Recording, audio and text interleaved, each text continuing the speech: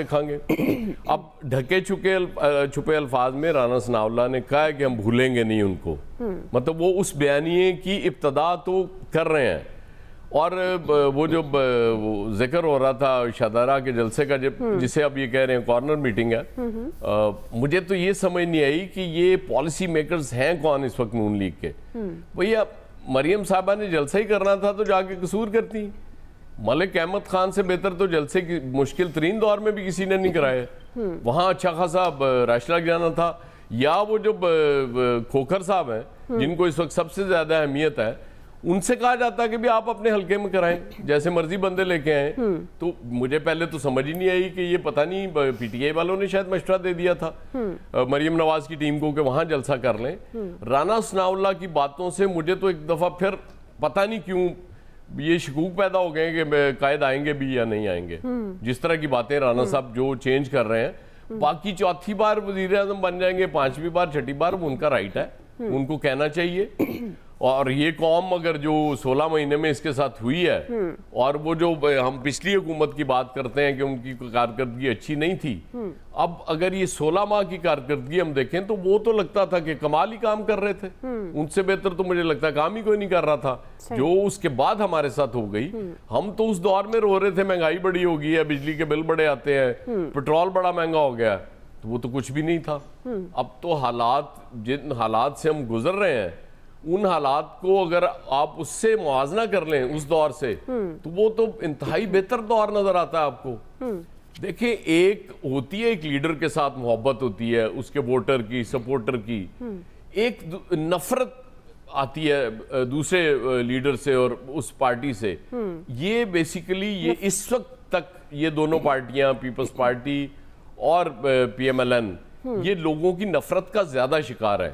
عمران خان سے محبت شاید لوگوں کو کم ہوگی, لیکن ان سے وہ 16 ماہ کی وجہ سے نفرت اتنی ہو چکی ہے کہ مجھے نہیں سمجھ آ رہی کہ میرے قائد جو بھی بیانیاں دیں گے, جو بھی معاشی حل بتائیں گے, لوگ اس کو کس طرح سے ایکسیپٹ کریں گے. لوگوں نے وہ دیکھ لیا نا, یہ وہی مریم نواز ہے نا جو کہا کرتی تھی کہ بس مہنگائی کو ریورس گیئر لگ جائے گا اور اب ہر چیز ٹھیک ہو جائے گی کیونکہ شہباز شریف صاحب میدان میں آ گئے, شہباز کی سپیڈ ہو گئی. اب وہ اپنے والد صاحب کے بارے میں کہہ رہی ہیں. اب جب چھوٹے قائد کچھ بھی نہیں کر سکے تو بڑے قائد کیا کر لیں گے. چوتھی کیا میری طرف سے ان کو 10ویں بار وزیر اعظم بنا دیں, لیکن at the end of the day vote لوگوں نے دینا ہے, اور لوگوں کے سینٹیمنٹس میرا خیال ہے ان کے بھی سامنے ہیں. ان کو بھی اندازہ ہو جائے گا کہ لوگ اس وقت کتنے غصے میں ہیں اور کیا کرنے جا رہے ہیں. فیصل صاحب, لوگ غصے میں ہیں, جیسے ایاز صاحب کہہ رہے ہیں کہ نفرت زیادہ ہے. ظاہر ہے مہنگائی کے ستائے لوگ ہیں اور ان کی جو پرفارمنس وہی بیانیہ ہوتا ہے, جو چاہے وہ 16 ماہ کی چاہے وہ 5 سال کی ہو. تو پھر کیسے بنیں گے پرائم منسٹر چوتھی بار نواز شریف؟ جیسے عمران خان 2018 میں بنے تھے ویسے بن جائیں گے, اس میں کون سا مسئلہ ہے. عمران خان بھی تو بنے تھے نا 2018 میں, اس طرح بننے میں میرا خیال ہے کوئی مشکل کام نہیں ہے. لیکن ایک بات جو سمجھ میں نہیں آتی کہ یہ سخت بیانیہ کیا ہوتا ہے اور نرم بیانیہ کیا ہوتا ہے. کسی بھی لیڈر کا جو بیانیہ ہوتا ہے وہ اس کا سگنیچر ہوتا ہے, اور سگنیچر کوئی روزانہ کی بنیاد پہ تو تبدیل نہیں ہوتے.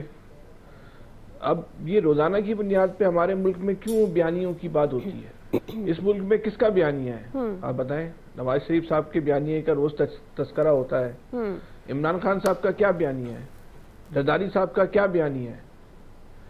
جو بھی بیانیہ ہے اس بیانیے میں کوئی اس قوم کو مسائل سے نکالنے کا حل ہے بھی؟ بھئی اگر نواز شریف صاحب کے بیانیے پہ یہی ڈیبیٹ ہو رہی ہے نا کہ وہ باجوہ صاحب کے اور فیض صاحب کے خلاف ہوگا یا نہیں ہوگا, عمران خان کے بیانیے پہ یہی ڈیبیٹ ہو رہی ہے نا کہ وہ اسٹیبلشمنٹ کے خلاف جو پالیسی ہے اسی کو ٹو کریں گے اور تبدیل نہیں ہوگی.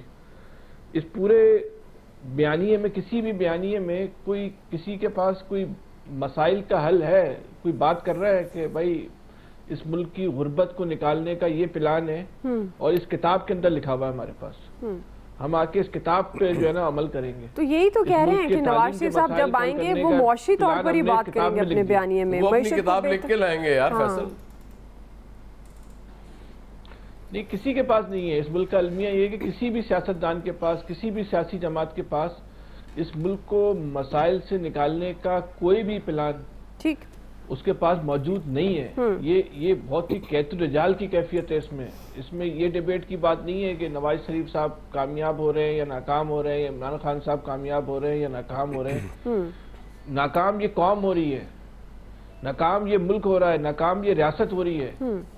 کوئی بھی الیکشن میں وزیر اعظم بنتا ہے، ان تین لوگوں میں سے کوئی بنے گا نا. پیپلز پارٹی اگر الیکشن ہو جاتے ہیں، پیپلز پارٹی، نون لیگ، تحریک انصاف، کوئی بھی بنتا ہے، کسی بھی بیانیے کی بنیاد پہ بنتا ہے، کسی بھی وجہ سے بنتا ہے، دھاندلی سے بنتا ہے یا میرٹ پہ بنتا ہے، 100% ایمانداری کے ووٹوں کے ساتھ بن جاتا ہے. چلے یہ بات کر لیتے ہیں. جی اس کے پاس ہے اس ملک کے مسائل سے نکالنے کا حل.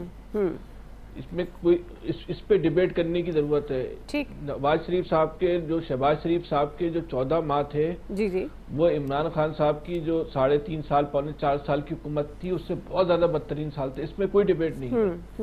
انتہائی ناکام ترین اگر پاکستان کی تاریخ میں کوئی حکومت آئی ہوگی تو وہ شہباز شریف صاحب کی گورنمنٹ تھی. لیکن جو عمران خان صاحب کے جو 4.25 سال تھے، وہ بھی ناکام حکومت تھی. اس نے بھی کوئی پاکستان کو ترقی کی سمت میں نہیں ڈالا تھا. ہم تو اس بات پہ ڈیبیٹ کر رہے ہیں کہ اس کے دور میں مہنگائی زیادہ تھی، اس دور میں زیادہ مہنگائی تھی. یہ ایشو نہیں ہے کہ مہنگائی کس دور میں زیادہ تھی.